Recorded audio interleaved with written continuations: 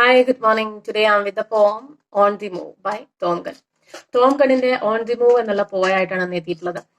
Tom ഗണ്ണിനെ പറ്റിയിട്ട് പറയുകയാണെങ്കിൽ അദ്ദേഹം ഒരു മോഡേൺ പോയറ്റ് ആണ്. മാത്രമല്ല അദ്ദേഹത്തിന്റെ മാത്രമല്ല മോഡേൺ പോയറ്റ്സിന്റെ മിക്കവരുടെയും പോംസ് നമ്മൾ വായിക്കുമ്പോൾ പോംസ് മാത്രമല്ല ഇതിപ്പോ ഫിക്ഷൻ ആയാലും ഡ്രാമ ആയാലും ഏത് വായിക്കുമ്പോഴും നമ്മുടെ മനസ്സിൽ വരുന്നത് ഒരു എക്സിസ്റ്റൻഷ്യൽ ഫിലോസഫിയാണ്. ആ ഒരു എക്സിസ്റ്റൻഷ്യൽ ഫിലോസഫിനെ ഫോളോ ചെയ്യുന്നവരാണ് മിക്ക മോഡേൺ റൈറ്റേഴ്സും.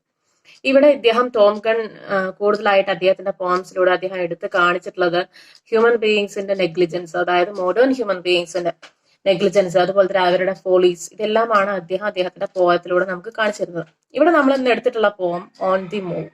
ഓൺ ദി മൂവ് എന്നുള്ള പോയത്തിലും സെയിം എന്താണോ മോഡേൺ ഹ്യൂമൻ ബീയിങ്സിന്റെ ഫോളീസ്, എന്താണ് അവരുടെ ജീവിതത്തിൽ നെഗ്ലക്ട് ചെയ്യുന്ന പല കാര്യങ്ങളും, വാല്യുബിൾ ആയിട്ടുള്ള പല കാര്യങ്ങളും അവര് കാണാതെ പോവുകയാണ്. അപ്പൊ അതിനെ പറ്റിയിട്ടാണ് ഈ ഒരു പോയത്തിൽ ഇദ്ദേഹം പോർട്രേ ചെയ്യുന്നത്. Okay, then let's move on to the poem. ഇതിൽ മൊത്തം 5 stanzas ആണ് ഉള്ളത്. അതിൽ first stanza: The blue jay scuffling in the bushes follows some hidden purpose and the gush of words that spurts across the field. The wheeling swallows have nested in the trees and undergrowth, seeking their instinct or their pose or both. One moves with an uncertain violence under the dust thrown by a baffled sense over the dull thunder of approximate woods. ഈ ഒരു സ്റ്റാൻസയിൽ പറയുന്നത് first തന്നെ അദ്ദേഹം നമുക്കൊരു natural image ആണ് നമുക്ക് തന്നിട്ടുള്ളത്. Natural image എന്താ? ഒരു ബ്ലൂ ജേ ബേർഡ്സിന്റെ. അതായത് ബ്ലൂ ജേ ബേർഡ് എന്ന് പറയുമ്പോൾ അതൊരു മൈഗ്രേറ്ററി ബേർഡ് ആണ്. കൂടുതലായിട്ട് ഈസ്റ്റേൺ ആൻഡ് സെൻട്രൽ യുഎസിലാണ് കൂടുതലായിട്ട് കാണപ്പെടുക. അപ്പോൾ ഇവരെപ്പോഴും കൂട്ടം കൂടിയിട്ടാണ്, ഗ്രൂപ്പായിട്ടാണ് ഇവരുടെ എപ്പോഴും മൈഗ്രേറ്ററി ബേർഡ്സ് അങ്ങനെയാണല്ലോ, ഒറ്റയ്ക്ക് അങ്ങനെ കൂടുതലായിട്ട് കാണപ്പെടില്ല. അപ്പോൾ ഈ ഒരു ഫസ്റ്റ് ആൻസറിൽ നമുക്കൊരു നാച്ചുറൽ ഇമേജ് കൊണ്ടുവരാൻ ശ്രമിക്കുകയാണ്. ഹ്യൂമൻ ബീയിങ്സിനെ ഇദ്ദേഹം കമ്പയർ ചെയ്യാണ് എന്തായിട്ട്. നമ്മൾ ഹ്യൂമൻ ബീയിങ്സും അങ്ങനെയാണ്, കൂട്ടം കൂടിയിട്ടേ ജീവിക്കുള്ളൂ അല്ലെ, ഒറ്റയ്ക്ക് ആരും ജീവിക്കില്ല. കൂടുതലായിട്ട് ഒരു സൊസൈറ്റി ഉണ്ടെങ്കിൽ മാത്രമേ നമുക്ക് നിലനിൽപ്പുള്ളൂ. നമ്മുടെ എക്സിസ്റ്റൻസ് എന്ന് പറയുന്നത് സൊസൈറ്റിയിലൊരു സോഷ്യൽ ബീയിങ് ആയിട്ടാണ് നമ്മുടെ എക്സിസ്റ്റൻസ്. അപ്പൊ അതുപോലെ തന്നെ ഇവിടെ ഈ ഒരു ബേർഡ്സിന്റെ ഗ്രൂപ്പിനെ നമ്മൾ ഹ്യൂമൻ ബീയിങ്സ് ആയിട്ട് ഇദ്ദേഹം കമ്പയർ ചെയ്യാണ്. ഇവിടെ ബേർഡ്സ് എന്ത് ചെയ്യാണ്? ബുഷസിന്റെ ഇടയിലൊക്കെ ഇവര് പറന്നു നടക്കുകയാണ്. എന്തിനു വേണ്ടിയിട്ട്? For their need or there purpose. എന്തിനോ വേണ്ടിയിട്ടാവും, അല്ലെങ്കിൽ ഫുഡ് തേടിയിട്ടായിരിക്കാം, അല്ലെങ്കിൽ അവരുടേതായിട്ടുള്ള നീഡിന് വേണ്ടി, അവരുടേതായിട്ടുള്ള പർപ്പസിന് വേണ്ടിയിട്ട് അവർ ബിസിയാണ് അവരുടെ ലൈഫായിട്ട്. അതുപോലെ തന്നെയാണ് ഹ്യൂമൻ ബീയിങ്സും.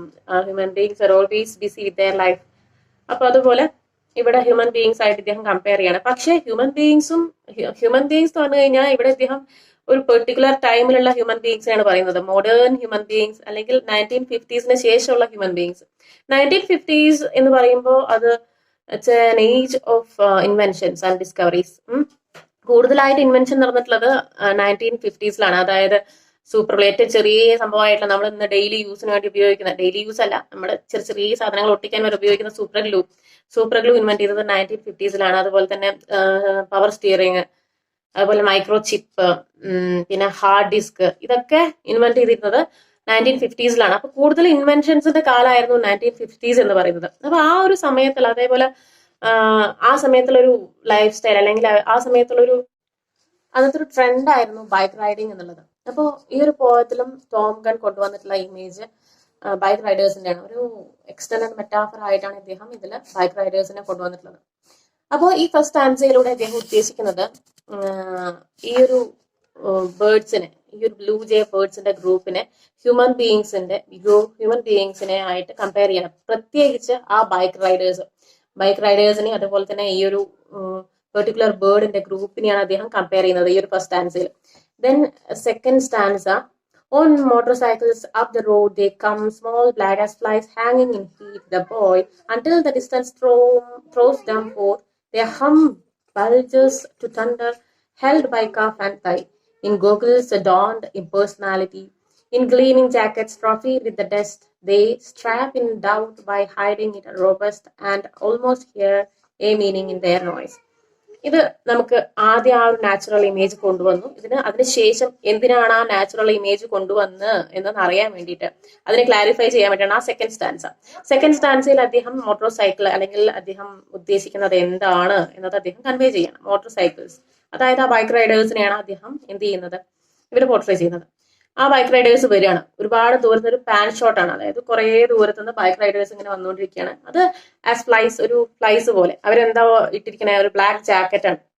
അപ്പോൾ ഈ ബൈക്ക് റൈഡ് ചെയ്യുന്ന സമയത്ത് കാറ്റ് വന്നിട്ട് അവരുടെ ജാക്കറ്റ് ഒക്കെ ബാക്കിലേക്ക് ഇങ്ങനെ പോകില്ല. അപ്പോൾ ആസ് ഫ്ലൈസ് കുറെ ദൂരത്ത് നോക്കുമ്പോൾ സ്മോൾ തിങ്സ്, അതായത് ഫ്ലൈസിനെ പോലെയാണ് ഇദ്ദേഹത്തിന് തോന്നുന്നത്.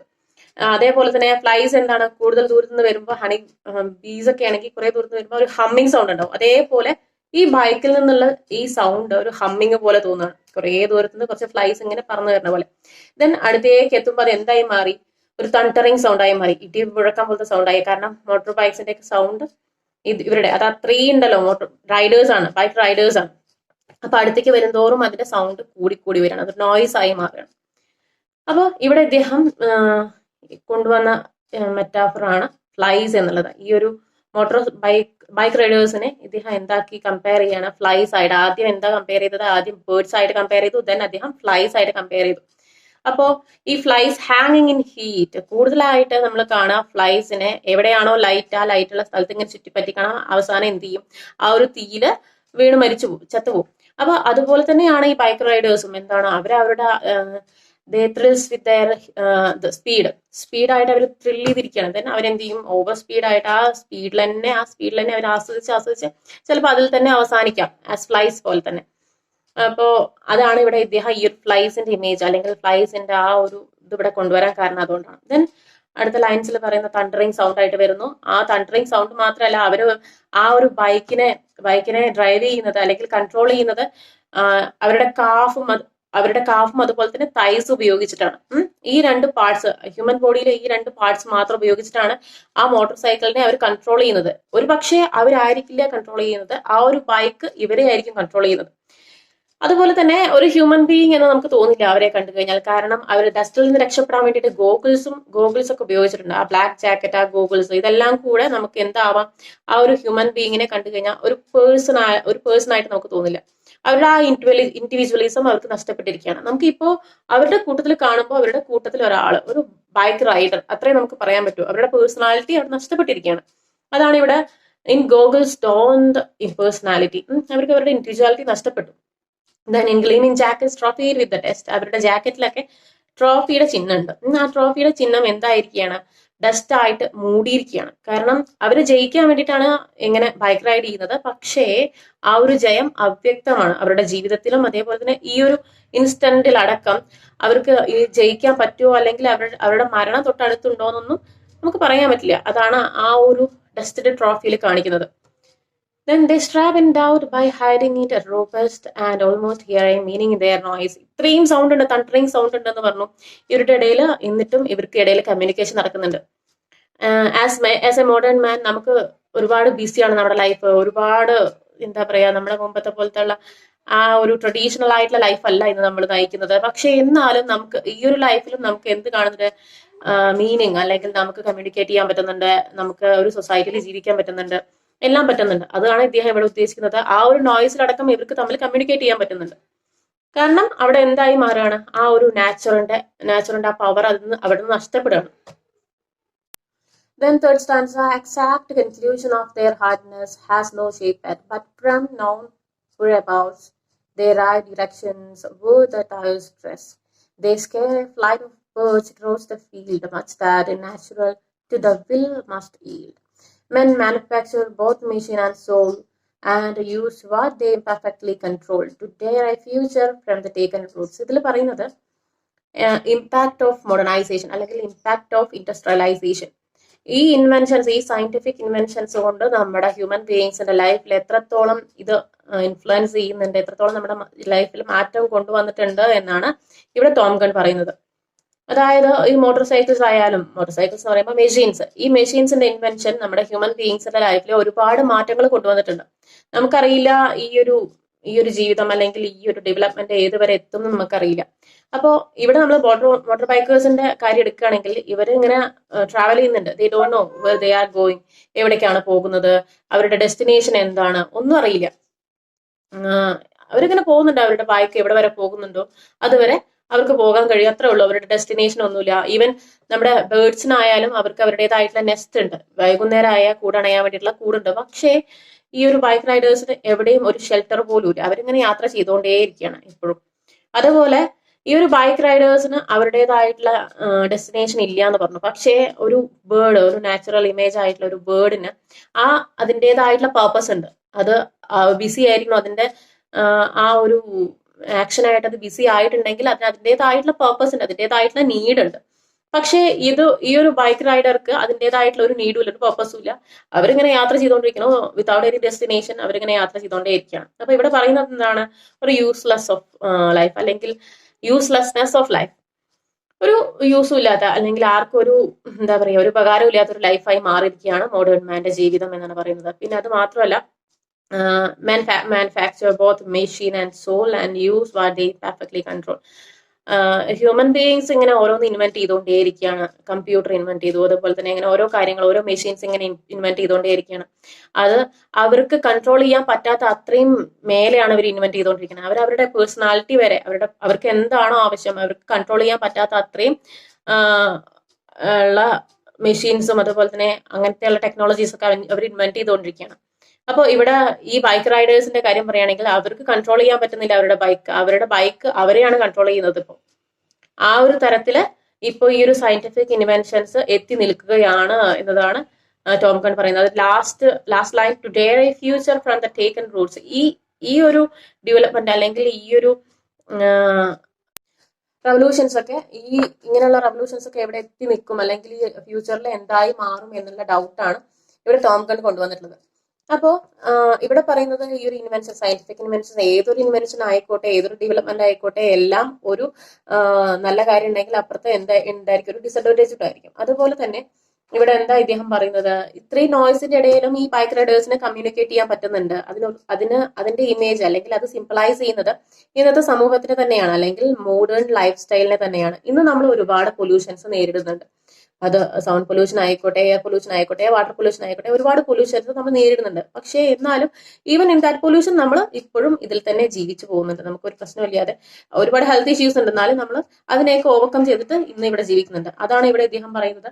Even in the noise they can communicate. അവർക്ക് എന്ത് ചെയ്യുന്നുണ്ട്? കമ്മ്യൂണിക്കേറ്റ് ചെയ്യാൻ പറ്റുന്നുണ്ട്. അപ്പോ അതിനെ പറ്റിയിട്ടാണ് പറഞ്ഞത്. ദെൻ ഈ ഒരു സ്റ്റാൻസിൽ അവര് പറയുന്ന മറ്റൊരു കാര്യമാണ്, second, has exact conclusion of their harness has no shape at known whereabouts they ride. എവിടെയാണെന്ന് അറിയാതെ അവരിങ്ങനെ യാത്ര ചെയ്തുകൊണ്ടേയിരിക്കുകയാണ്. അവർക്ക് they have no destination. അതുപോലെ തന്നെ they scare a flight of birds across the field.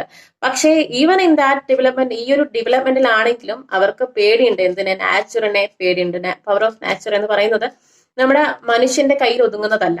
അപ്പോൾ they scare a flight of birds across the field. അവര് ഫീൽഡിലൂടെ മറന്നു നടക്കുന്ന പറവകളെ, നമ്മൾ നേരത്തെ പറഞ്ഞ ബ്ലൂ ജേ ബേർഡ്സിനെ പോലുള്ള ബേർഡ്സിനെ അവർ പേടിക്കുന്നുണ്ട്. കാരണം അവർ ഗോഗിൾസ് ഉപയോഗിച്ചിട്ടുണ്ട്, ഗ്ലൗസ് ഉപയോഗിച്ചിട്ടുണ്ട്, അതെല്ലാം ഉപയോഗിച്ചിട്ടുണ്ടെങ്കിൽ കൂടെ അവരുടെ കൺട്രോൾ, ഈവൻ ഒരു ഹാഫ് കൺട്രോൾ അവരുടെ കയ്യിലുണ്ടെങ്കിൽ കൂടെ ആ ഒരു ഫ്ലൈറ്റ് ഓഫ് ബേർഡ്സ് അവരുടെ കൺട്രോൾ തെറ്റിക്കാം. ആ ഒരു ബേർഡിന്റെ ഫ്ലൈറ്റിനെ ആര് പേടിക്കുന്നുണ്ട്? ഈ ബൈക്ക് റൈഡേഴ്സ് പേടിക്കുന്നുണ്ട്.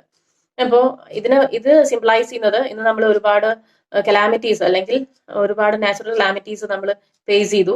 അതായത് ഫ്ലഡ് ആയാലും, സുനാമി ആയാലും, എർത്ത്ക്വേക്ക് ആയാലും, അങ്ങനെ ഒരുപാട് ഇതായിട്ടുള്ള ഡിസാസ്റ്റേഴ്സ് വന്നിട്ടുണ്ട്. അപ്പൊ അതാണ് പറയുന്നത്, നാച്ചുറിനെ നമ്മൾ എപ്പോഴും, മോഡേൺ ഹ്യൂമൻസ് എപ്പോഴും ഭയപ്പെട്ടിട്ടുണ്ട്, ഇപ്പോഴും ഭയപ്പെട്ടുകൊണ്ടിരിക്കുകയാണ്.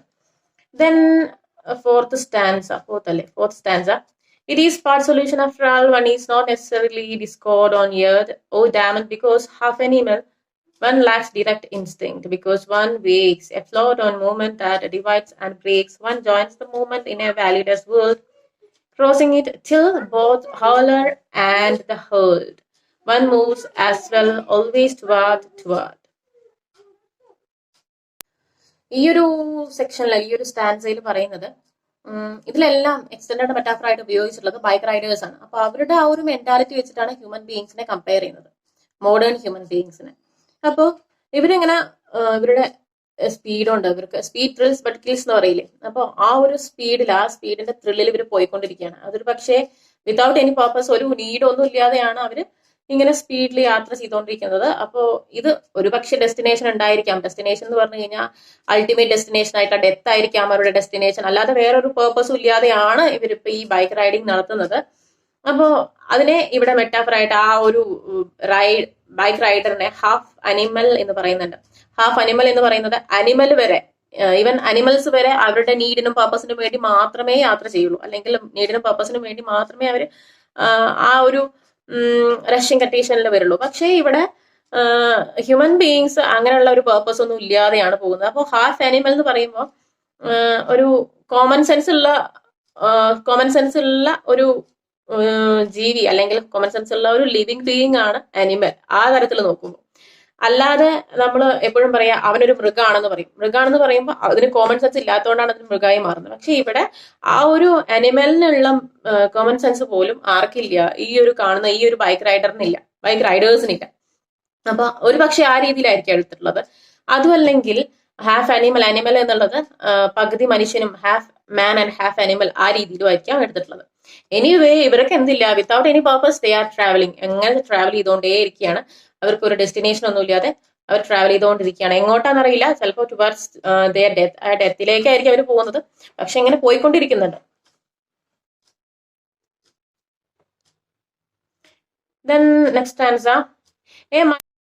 Then next stanza.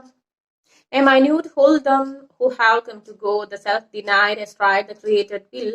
They was the way the towns they travel through are home for neither birds nor holiness.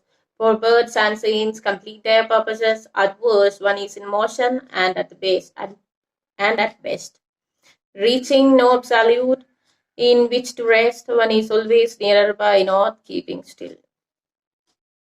അപ്പൊ ഈ ഒരു സ്റ്റാൻസയിൽ പറയുന്നത്, this stanza explains how they are travelling, എങ്ങനെയാണ് അവർ പോകുന്നത് എന്നാണ്. എങ്ങോട്ടാണ് പോകുന്നത്, വേർ ദേ ആർ ഗോയിങ്. അതേപോലെ തന്നെ ഹൗ ദേ ആർ ഗോയിങ്, എങ്ങനെയാണ് പോകുന്നത്, എങ്ങോട്ടാണ് പോകുന്നത് എന്നാണ് പറയുന്നത്. എങ്ങനെയാണ് പോകുന്നത് എന്ന് പറയുമ്പോൾ അതിൽ self denied astride the created will. Astride എന്ന് പറഞ്ഞു കഴിഞ്ഞാൽ രണ്ട് കാലും രണ്ട് സൈഡിലേക്ക് ഇട്ടിട്ട് പോവുക. അതായത് കുതിരപ്പുറത്തൊക്കെ പോകുന്നത് രണ്ട് സൈഡിലേക്കല്ലേ രണ്ട് കാലുകൾ. അപ്പോൾ അതിനെ ആ ഒരു ഫിസിക്കൽ അപ്പിയറൻസ്, ഫിസിക്കൽ സിഗ്നിഫിക്കൻസിനെയാണ് ഇവിടെ പറയുന്നത്, ആ ഒരു എസ്ട്രൈഡ് ദ ക്രിയേറ്റഡ് വിൽ എന്ന് പറയുന്നത്. അതുപോലെ തന്നെ എങ്ങോട്ടാണ് പോകുന്നത്, ഏതിലൂടെയാണ് പോകുന്നത്. അവർ പോകുന്നത് ടൗൺസിലൂടെയാണ്. ടൗൺസിലൂടെ എന്ന് പറയുമ്പോൾ ഒരു അർബൻ സിറ്റിയിലൂടെ. അവിടെ എന്തുണ്ടായിരിക്കില്ല, അവിടെ പക്ഷികളുടെ കൂടുകൾ ഉണ്ടായിരിക്കില്ല, അതുപോലെ തന്നെ ഹോളിനെസ് ഉണ്ടായിരിക്കില്ല, അതായത് ടെമ്പിൾസോ ചർച്ചോ അങ്ങനെ ഒന്നും ഉണ്ടാവില്ല അതിലൊന്നും. അതായത് ഇങ്ങനെയുള്ള റിലീജിയസ് ബിലീഫ്സ് ഒന്നും ഇല്ലാത്ത ആൾക്കാരെയാണ് നമ്മൾ എന്ത് പറയുക, മോഡേൺ മാൻ എന്ന് പറയുക.